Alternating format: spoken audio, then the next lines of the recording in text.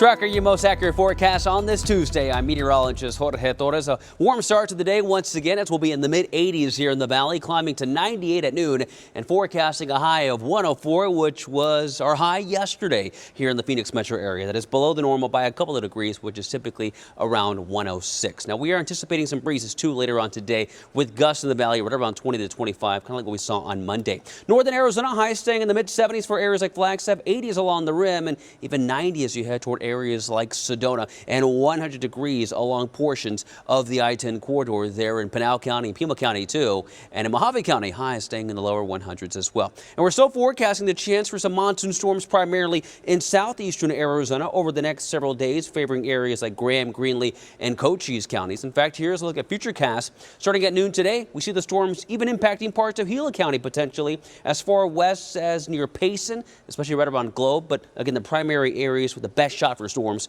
will favor areas like Safford there in Graham County, Greenlee County too, and Cochise County, where the best chance for some decent rainfall amounts are anticipated over the next several days, including today, potentially tomorrow, with the possibility of a few isolated storms in eastern Pinal County, right around the Copper Corridor, along with areas in the Four Corners area. That's our forecast. Now in the valley, we're anticipating dry and hot conditions over the next several days as we are anticipating extreme heat to return this weekend with temperatures on Saturday back to 110 and hotter on Sunday and even Monday, forecasting a high of 114. That'd be shy of a record of 115. Now here's the reason why we are anticipating that extreme heat to come back. We do have that upper level low that's been drawing in the dry, cooler air. That'll be out of here later this week. Then that ridge of high pressure begins to build over the weekend into early next week. But when we see that ridge build over the Four Corners, that's a telltale sign that the monsoon will start to ramp up. And we'll start to see those rain chances return across much of the southwest beginning the first full week of July. In fact, the